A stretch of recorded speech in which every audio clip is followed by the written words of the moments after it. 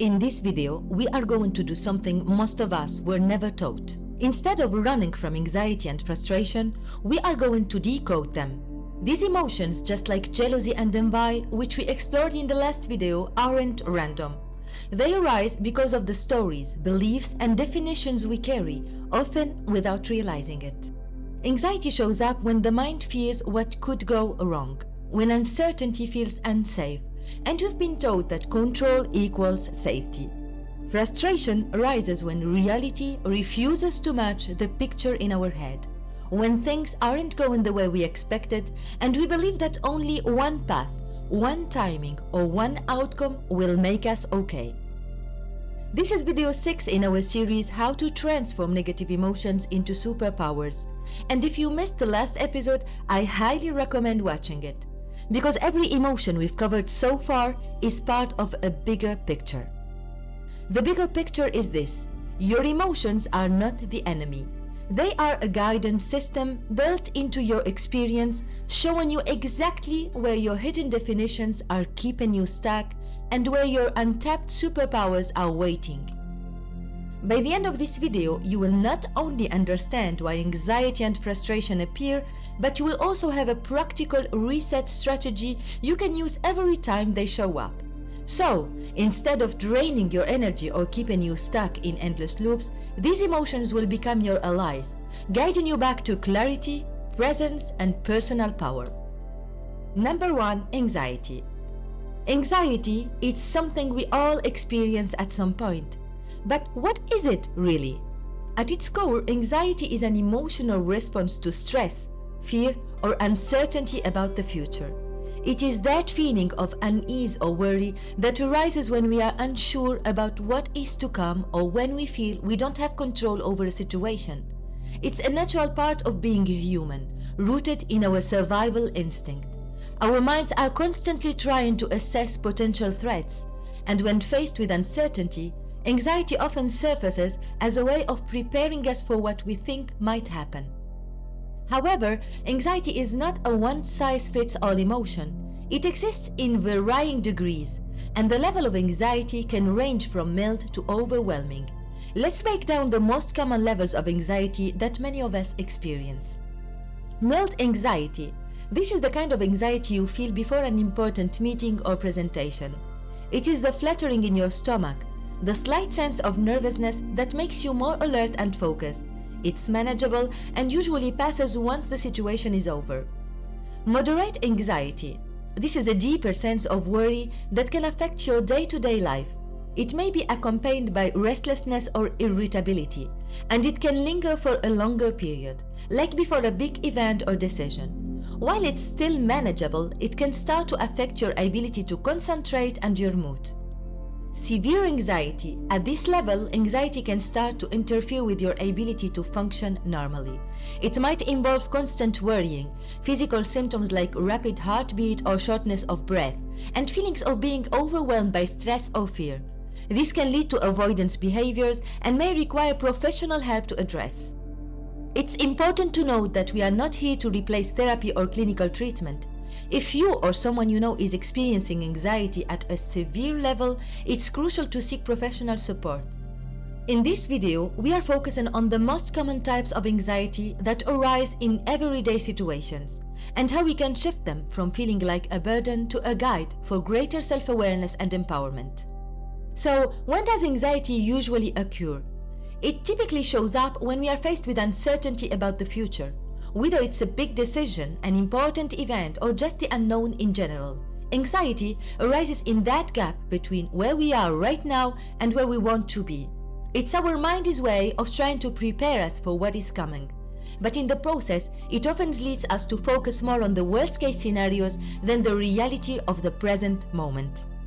Now that we've defined anxiety, let's talk about how to recognize it when it shows up in your life. Anxiety isn't always as obvious as a panic attack. Sometimes it can be a subtle feeling that gradually takes over. But no matter how it shows up, it always comes with signs that can be recognized in 3 main ways: physically, psychologically, and emotionally. Physically, when anxiety is present, your body responds in ways you might not immediately connect with your emotions. You might notice things like a racing heart or palpitations. It's like your heart is pounding in your chest for no clear reason. Shortness of breath. You might feel like you can't catch your breath even when you are not exerting yourself. Muscle tension or headaches. Your body holds onto stress, often causing tightness in your shoulders, neck, or a dull headache. Sweating or feeling jittery. Your hands might sweat or your legs might feel shaky. These physical responses are your body's way of gearing up for action, even if there is no immediate danger. On a mental level, anxiety tends to manifest through uncontrollable thoughts that focus on the unknown future. Some common psychological signs of anxiety include overthinking, thoughts spiraling out of control, trying to predict every possible outcome, and fearing the worst. Fear of failure or making mistakes, worries about not measuring up or messing things up, leading to constant self-doubt. Difficulty concentrating. Anxiety can make it hard to focus on the present moment because your mind is consumed with what-ifs about the future. And emotionally, anxiety might feel like a constant sense of unease or dread. You may experience restlessness or irritability. Anxiety often creates a feeling of being on edge, like you just can't relax. A sense of impending doom. You may feel like something bad is about to happen, even when there is no immediate threat. Fear of the unknown. Anxiety triggers a deep emotional response to situations that feel uncertain, making you worry about things that haven't even happened yet. Recognizing anxiety is the first step towards managing it. When you become aware of how it shows up in your body, your thoughts, and your emotions, you gain the power to shift your perspective and move through it with more awareness. Now that we've explored what anxiety looks like and how it shows up in our lives, let's take a deeper dive into where it actually comes from and why it arises in the first place. At its core, anxiety is triggered by our need to control the future, a future that we can't predict, can't control, and can't truly know. It appears when we feel uncertain about what's coming next or when we get caught up in worrying about situations and outcomes that are beyond our grasp. But why do we feel this need to control the future? The answer lies in our programming. We've all been shaped by the beliefs we've accumulated throughout our lives, many of which we took on without even realizing it. These beliefs create the lens through which we view the world, often formed by limiting beliefs passed down from society, our families, schools, and culture. Some common limiting beliefs that can trigger anxiety include the belief that we must know the outcome to feel safe. This belief is perhaps the most powerful one fueling anxiety. We are conditioned to think that certainty equals security. So when we face uncertainty, whether it's a job interview, a new relationship, or a major life decision, our minds react with fear. The idea of not knowing what will happen next creates a sense of risk. The belief that if something goes wrong, it will be catastrophic. This belief amplifies anxiety by imagining the worst possible outcome. It's a survival instinct gone overboard, convincing us that even the smallest misstep could lead to disaster. The belief that we are not capable of handling the unknown. A deep fear of failure or inadequacy often lurks beneath the surface. When we don't have a clear roadmap for the future, anxiety arises, telling us that we are unprepared, ill-equipped, or unable to handle whatever comes our way. The belief that we must be perfect or have everything figured out.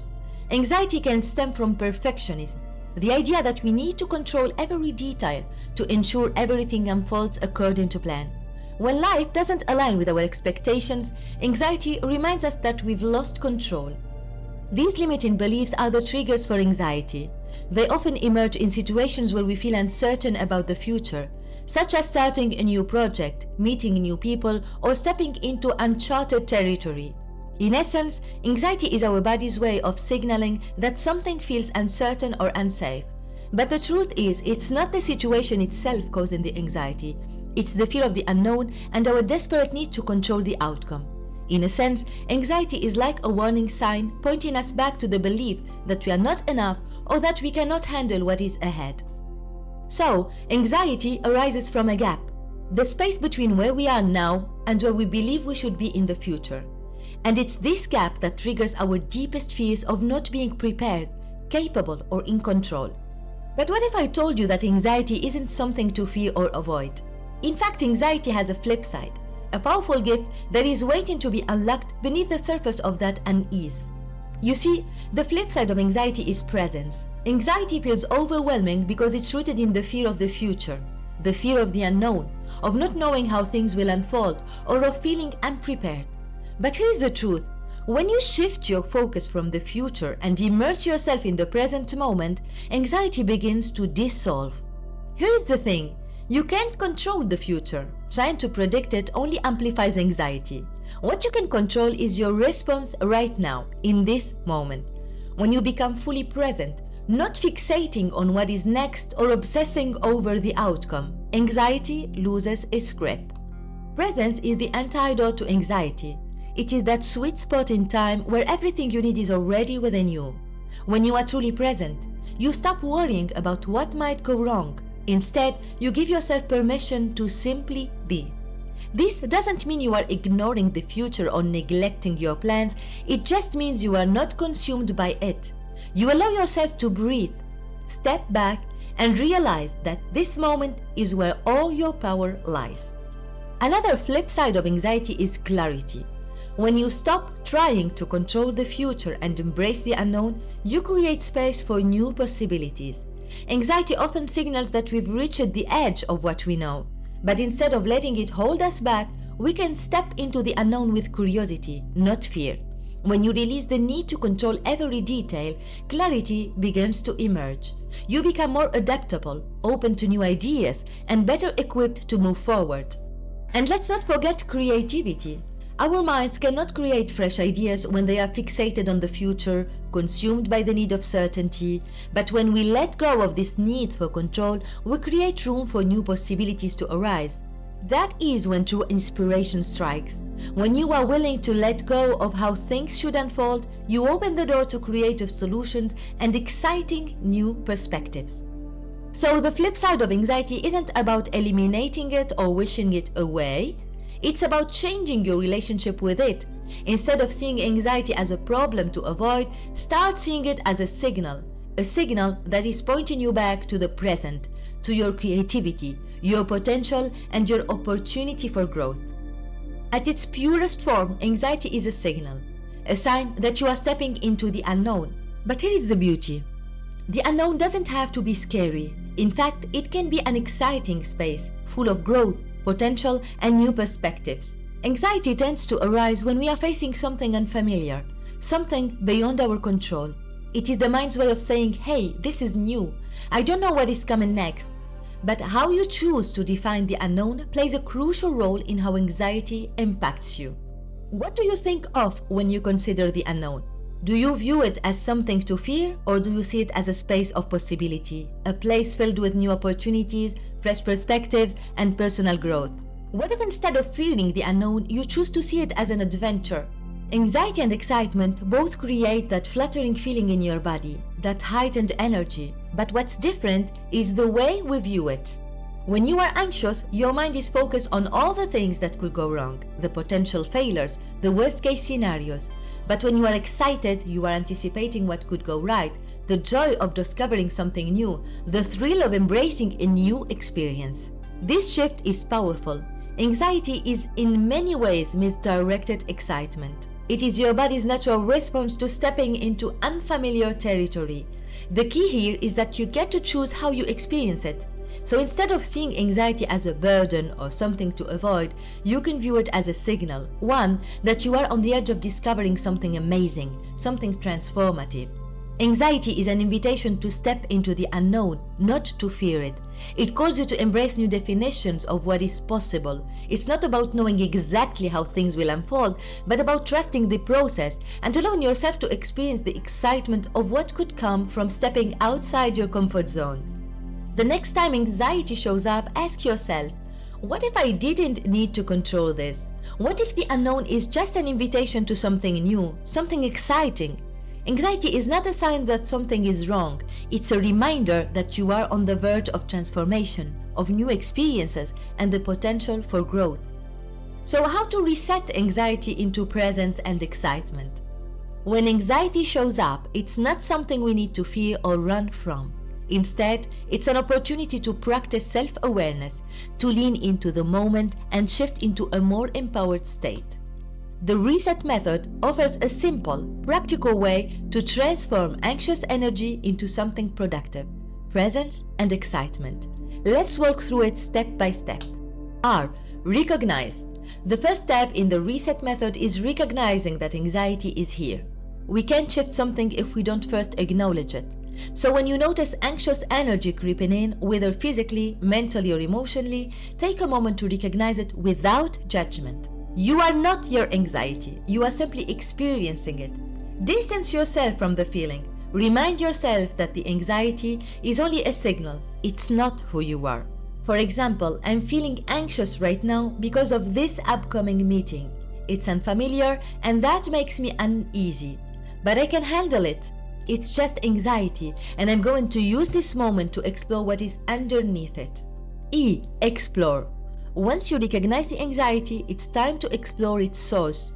Anxiety often stems from fear of the unknown, fear of change, or a desire to control how things will unfold. So ask yourself, what am I really anxious about? Is it the uncertainty of an upcoming event, or the fear of not being prepared enough? By exploring the root of your anxiety, you can better understand its origin and dissolve the grip it holds over you. For example, what exactly am I afraid of? Is it the fear of not knowing how the meeting will go, or the fear of not being good enough? I'm going to explore those fears and see what beliefs are driving this anxiety. S. Shift. The third step is all about shifting your perspective. Anxiety is often rooted in a desire to predict or control the future. But the truth is, we cannot control everything. So, the shift here is from control to trust. Trust in yourself. Trust that you have the ability to handle whatever comes your way. And trust in life's natural unfolding. When you let go of the need for certainty, you create space for curiosity and confidence. Anxiety no longer becomes something to resist. It becomes an invitation to lean into the unknown, knowing that you have the resources to navigate it. For example, I can't control the future, but I trust that I have the inner strength to deal with whatever comes. I'm going to focus on the present moment and trust that everything will unfold as it needs. E. Embrace. Now it's time to embrace the unknown with curiosity and openness. Anxiety often arises when we face uncertainty, but uncertainty also opens the doors to new opportunities and experiences. Instead of resisting it, we can embrace it as an adventure. The energy of anxiety is similar to excitement. It's a heightened state of anticipation. The key difference lies in how we interpret that energy. By embracing the unknown, we shift anxiety into curiosity and excitement. For example, I'm embracing the unknown. I don't need to know how everything will unfold. This is an opportunity for growth, discovery, and new experiences. I am gonna learn the how by doing. T. Take action. Finally, we take action. This step is about moving from thought into behavior, even if it's a small, simple step. Whether it's showing up fully in the present moment or simply taking a deep breath, it's a step towards moving through the anxiety. By taking action, you show your mind that you are not paralyzed by fear. You are confident and capable of handling whatever comes your way. For example, I'm going to take one small step forward. I will focus on the present, trust myself, and handle whatever comes, one moment at a time. By following the reset method, recognize, explore, shift, embrace, and take action, you move from the grip of anxiety to a place of presence and excitement. Anxiety becomes an opportunity for growth, a sign that you are stretching beyond your comfort zone and embracing transformation. It's no longer something to fear, it's something to be curious about, something to use to build emotional strength and resilience. So the next time anxiety arises, practice reset. Recognize it, explore it, shift your perspective, embrace the unknown, and take action. You have the power to turn anxiety into a catalyst for growth and self-empowerment. Now let's dive into what frustration truly means and how we can transform it into a powerful tool for action and resilience. Frustration is a common emotional experience, but it's often misunderstood. It is that feeling of being blocked, hindered, or stopped when you've put in the effort but the results aren't coming as expected. It can be physically draining, emotionally overwhelming, and mentally discouraging. Frustration occurs when there is a gap between our efforts and the outcome we desire. At its core, frustration signals a misalignment between what we want and where we currently are. It often emerges when we feel that we are running out of time, not making enough progress, or unable to control the situation. It's also connected to the need for instant results or frustration with the process.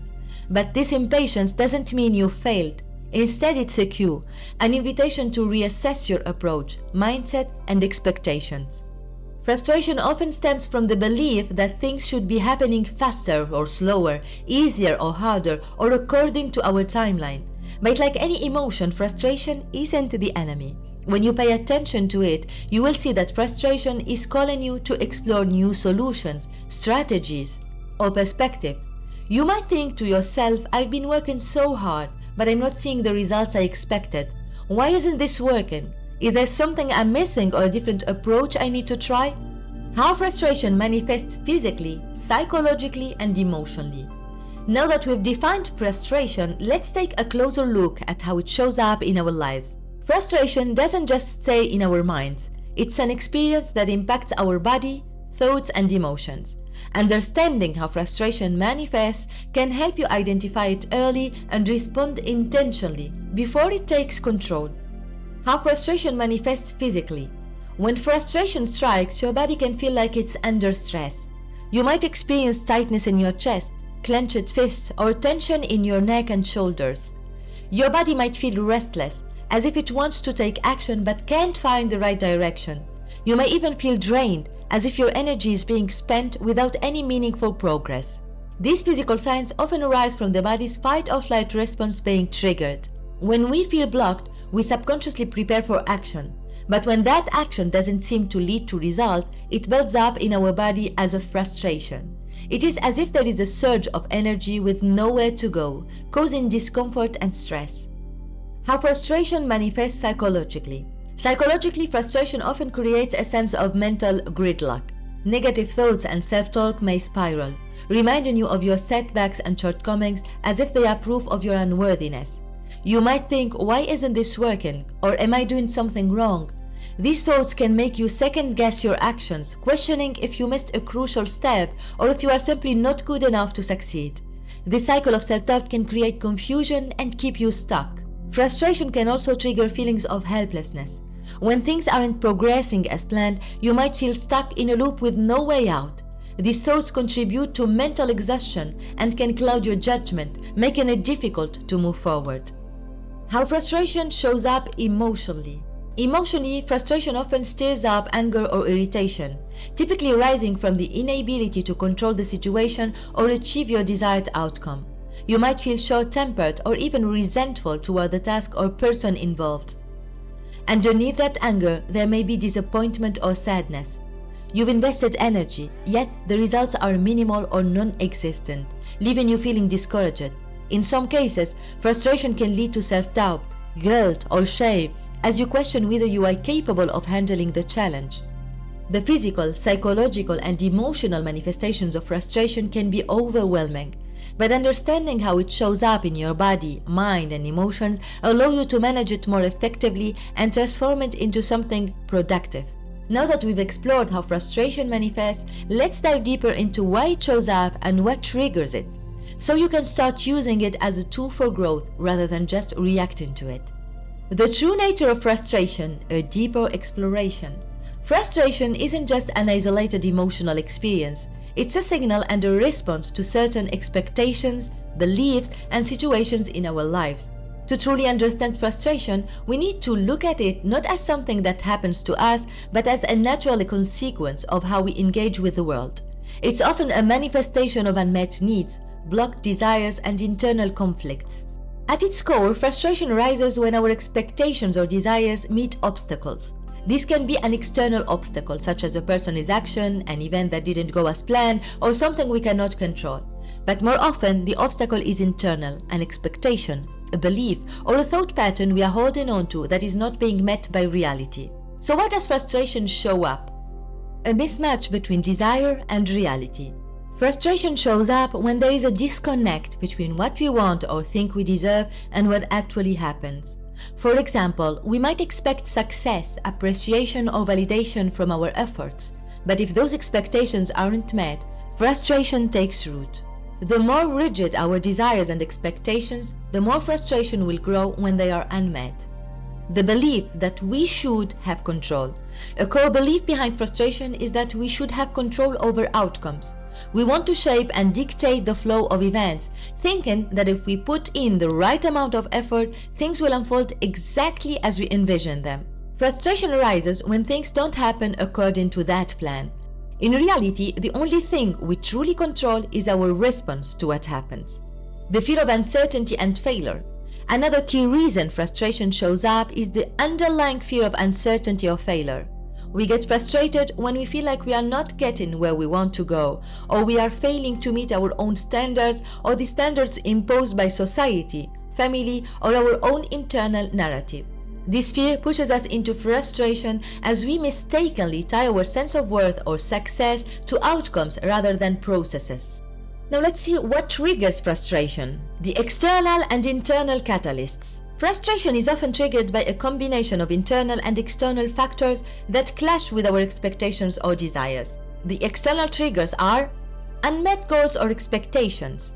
If something we are working on, whether a project, relationship, or personal goal, doesn't unfold as you expect, frustration will naturally arise. It's especially true when the result feels out of your control, but your mind is expecting it to align with a specific outcome. Others' behaviors. When people don't act in ways that meet our expectations, whether that is a colleague who isn't meeting deadlines or a partner who doesn't show appreciation, frustration can build. These triggers feed into the belief that things should go a certain way to work out. Or external circumstances. Unexpected events, roadblocks, or delays that prevent progress or force you to change course can trigger frustration. These events may feel like obstacles that stand between you and what you desire, but more often they are tests of your ability to adapt. Now the internal triggers. Unmet needs. Frustration can also arise from a feeling of deprivation, a deep sense that something important is missing. This could be the unmet need for recognition, success, or approval. When you feel like you are putting in effort but aren't receiving the rewards or acknowledgement you expect, frustration arises. Self-doubt and perfectionism. A major internal trigger of frustration is the fear of not being good enough. Perfectionistic tendencies push us to set impossibly high standards for ourselves. When we don't meet them, frustration quickly follows. Emotional blockages. If we are holding on to negative emotions such as anger, guilt, or shame, these unresolved feelings can accumulate over time and manifest as frustration. It's as if the emotions build up and look for an outlet, and frustration is the most immediate form of release. Core beliefs behind frustration. What motivates it? The beliefs we hold about the world, our goals, and ourselves are powerful motivators of frustration. These beliefs shape how we interpret events and outcomes, directly impacting how we react when things don't go as planned. The belief that control equals safety. We saw it also with anxiety. Many of us believe that in order to feel safe, we must control our circumstances and outcomes. This belief leads to frustration whenever things don't go as planned because it threatens our sense of stability and security. We feel anxious when we cannot predict or manage the future, and frustration emerges as an attempt to regain control. The belief in conditional worth. Often, frustration stems from the belief that our worth is conditional, that our value is tied to external validation, achievements, or success. When things aren't going the way we want, we may interpret it as a personal failure, feeding into frustration and self-criticism. This is especially true when we tie our identity to specific outcomes, such as career, success, approval from others, or tangible achievements. The belief that life should be fair. There is also a belief in many of us that life should unfold in a certain fair way, that if we put in enough effort, we will receive what we deserve. When life doesn't meet this expectation, when we see others succeeding despite what seems like less effort, or when we work hard but face setbacks, frustration arises. This belief can make us feel like we are entitled to specific outcomes, and when we don't get them, frustration ensues. The belief in perfectionism. For some, frustration is driven by the belief that everything must be perfect. This belief pushes us to set unattainably high standards, and when we fall short, frustration builds. It's rooted in the idea that imperfection is a failure, which creates a perpetual cycle of frustration. The belief that we can only succeed if we are in control. The more we try to control the outcome, the more frustration arises when things don't go as planned. This belief that success only happens if we are in control makes us feel powerless and angry when we experience setbacks. It ignores the fact that success is often the result of flexibility, patience, and adaptation rather than rigid control. Frustration is a powerful emotional experience, but understanding its true nature, why it shows up, what triggers it, and what core beliefs fuel it can help us respond to it differently. Instead of seeing frustration as a negative or unmanageable emotion, we can view it as a signal, an invitation to re-examine our expectations, let go of rigid control, and question the beliefs that are driving us. By acknowledging these deeper layers, we can break free from the cycle of frustration and open ourselves up to new perspectives, solutions, and growth. The flip side of frustration, the power of surrender. Frustration often arises when our expectations clash with reality. But here is a twist. The true flip side of frustration isn't action or motivation, it is surrender. Now, I know, surrender might sound like giving up. It's not. Surrendering is not about quitting. It's about releasing our grip on the illusion of control. When we are frustrated, we are usually holding on to the belief that we know exactly how life should unfold. The very unmet expectation triggering our frustration comes from that belief. Surrender invites us to let go of that illusion. Just like we explored with anxiety, our minds are not designed to predict the future. They are only equipped to recycle the past, our conditioning, our old patterns. When reality doesn't match these templates, frustration steps in. But here's the shift. What if reality isn't wrong? What if we aren't behind? What if the unfolding you are resisting is actually leading you to something bigger than your mind can imagine? When we meet frustration with curiosity instead of resistance, we begin to see it for what it really is. An invitation to trust that life is not working against us, but for us. A reminder that we are not in the wrong place or the wrong time, but exactly where we need to be to grow. A call to release the belief that we must control every step to succeed. This is the power of surrender, the willingness to let go of the how and trust that life is unfolding in divine timing.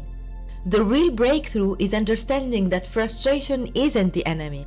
It's a sign that we've clung too tightly to expectations built from limiting definitions of success, how people should act, and how fast things should happen. When we realize that frustration comes not from reality, but from the map we've drawn in our minds, we unlock flexibility. It's a moment when we admit that life isn't rigid, we are. Frustration is like a crack where light can enter. It's life saying there is something better. Let's go and trust the path. So the flip side of frustration is not just about pushing harder. It's about opening ourselves to new ways of thinking, seeing, and receiving what life is offering. The more we cling to our rigid expectations, the more frustration holds power over us. But the more flexible we become, the more we allow space for life to surprise us with possibilities we never considered. And often, what life reveals is far more valuable than anything we could have planned. Here's the beauty of surrender. It doesn't mean we stop caring or stop acting. It means we release the need to control the outcome. We trust that life is unfolding in a way that is far beyond what our mind can predict. When we surrender, magic happens. We move from resistance to flow. We stop fighting what is and start partnering with reality. We become curious instead of controlling. Instead of asking, why is this happening to me? We begin to ask, what can this teach me? And suddenly, frustration becomes a guide, showing us where we are still attached, still afraid to trust, and still defining success too narrowly. Surrender opens up possibilities that were previously blocked by rigid thinking. It doesn't mean we stop acting. It means we stop demanding that reality fit our exact script.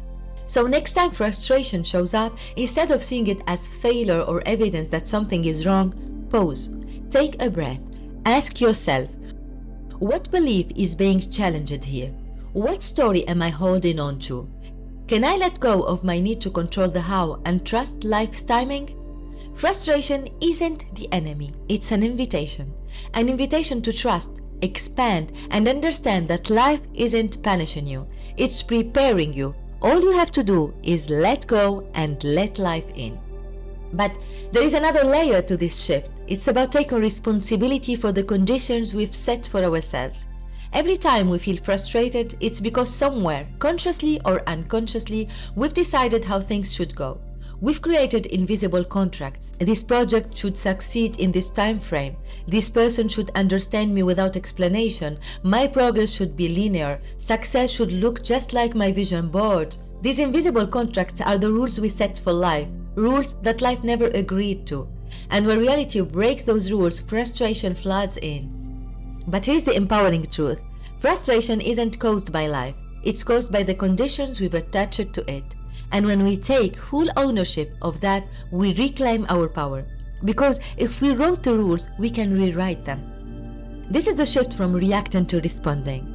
Reaction is automatic. Frustration lashes out because life broke our contract. Response is intentional. We pause, step back and ask, who wrote this script? And do I still want to live by it? Owning our role means realizing we can redefine success. We can rewrite our expectations to leave room for growth, flexibility, and surprises. We can move from rigid outcomes to fluid presence, understanding that every detour or delay might lead us to a better outcome than the one we originally planned. Frustration becomes a mirror, showing us where we've outsourced our power to external conditions. And once we recognize this, we remember. We can choose how we define progress. We can trust detours instead of fearing them. We can choose curiosity over control. We can rewrite the story whenever we choose. And in doing so, we unlock freedom inside the process. This is the deeper flip side of frustration. The understanding that true freedom isn't about getting everything to go our way. It's knowing that we will always have what we need at exactly the right time. The best part, we get to decide who we become in the process. Because in the end, the real power isn't in controlling the outcome. It's in mastering the way we meet the moment. How to reset frustration into surrender and trust. Frustration can often feel overwhelming, but it's a powerful signal. It's telling us that something within us, whether it's expectations, boundaries, or values, is out of alignment. By using the reset method, you can transform frustration into an opportunity for growth, deeper self-awareness, and even trust. Ready to reset your frustration? Let's dive in. R. Recognize. Frustration doesn't appear out of nowhere. It has a source. The first step is to recognize it without judgment. Often we feel frustrated because things aren't going as we planned or expected. But instead of reacting immediately, pause and acknowledge it. The frustration is a messenger.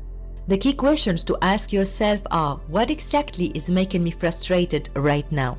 Am I frustrated by someone else's actions or my own?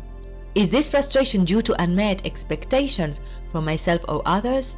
Also, reflect on your boundaries and beliefs. Are you frustrated because your standards or needs have been overlooked? Are they perhaps unrealistic or conditioned by past experiences, family, or society? Recognizing the root of your frustration is the first step toward realignment. For example, I am frustrated because I expected someone to show up for me the way I would show up for them. I see now that my frustration comes from my own expectations and not understanding that others have different values. This insight will guide me to set clear boundaries moving forward. E. Explore. Once you've recognized the frustration, it's time to explore where it's coming from. Often, it's not the situation itself, but the gap between our expectations, shaped by external influences, and reality. This is your chance to ask, are these expectations authentically mine? The key questions to ask are these expectations in alignment with what truly matters to me? Are they based on someone else's view of what I should do or expect? Is there a deeper belief behind these expectations that I need to question or let go of? By exploring these questions, you will often discover that your frustration stems from trying to live up to standards that aren't truly yours. This awareness allows you to release what isn't yours and focus on what really matters. For example, I'm frustrated because I expected respect for my time. But was that expectation clear to the other person? Maybe it's time to let go and accept that they don't view time the same way. I can communicate this better going forward.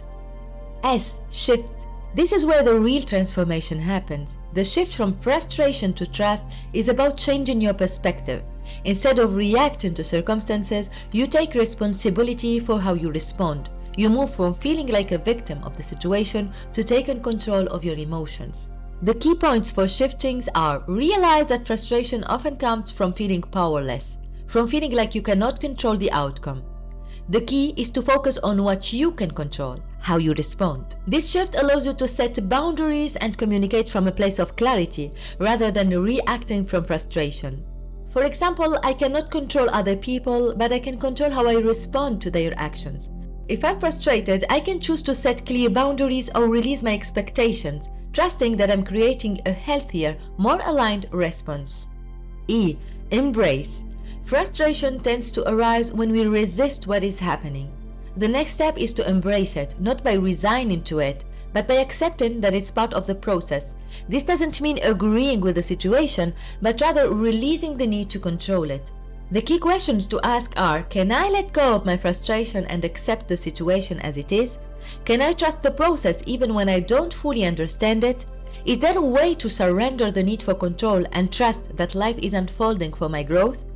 By embracing frustration, you make room for new solutions and deeper understanding. You stop fighting the situation and begin to trust in the unfolding process. For example, I don't need to know all the reasons why this is happening, but I can embrace the uncertainty knowing that everything is unfolding for my growth. And finally, T. Take action. Now that you've recognized, explored, shifted, and embraced it, it's time to take action. This isn't about reacting, it's about acting with intention. Take small, empowered steps that reflect your values and boundaries. Key points for taking actions are: move forward with clarity and confidence. Make decisions based on your values, not on frustration or external pressures. You are not waiting for others to change, you are choosing how to act in alignment with your growth. For example, I've recognized my frustration, explored its source, shifted my perspective, and embraced the situation. Now I'm choosing to set a clearer boundary or take steps toward what I truly want, trusting that I'm aligned with my values and goals. By following the reset method, recognize, explore, shift, embrace, and take action, frustration becomes a powerful tool for personal growth and transformation. Each step helps you realign with your core values, set healthier boundaries, and move forward with clarity and trust. Frustration is no longer something to avoid or fear, but an opportunity for deeper understanding and self-empowerment. As you embrace the journey of transforming frustration, you will find that it becomes a catalyst for living more authentically, with greater trust and surrender in the process of life. Anxiety and frustration stem from a fear of loss of control. Whenever you are attached to outcomes, limiting yourself with external conditions, or resisting any possibility by fearing the unknown, you are limiting yourself. These feelings aren't here to stop us. They are signs pointing toward the places in our lives that need our attention and growth. They are signals from within, inviting us to realign with our true values, set healthier boundaries, and shift our perspectives. When we recognize the root causes of frustration and anxiety, we open the door to self-awareness and transformation. By applying the reset method, frustration can turn into trust and surrender, while anxiety transforms into a deep sense of presence and clarity. So, the next time frustration or anxiety arises, don't try to push them. Embrace them, recognize them, explore them, shift them, embrace them, and take action. Because when you do, you take control of your emotions instead of letting them control you. You no longer feel trapped by circumstances, you feel empowered to respond in a way that serves you. Thank you for being part of this journey toward emotional mastery. If you haven't yet, check out the full playlist to dive even deeper into the transformative process and discover how to turn negative emotions into superpowers. I promise you, it's a journey worth taking. Remember, your emotions don't define you, they guide you. By listening to them, you unlock a world of possibilities. Keep growing, keep shifting, and keep trusting yourself. Much love, and I will see you in the next video.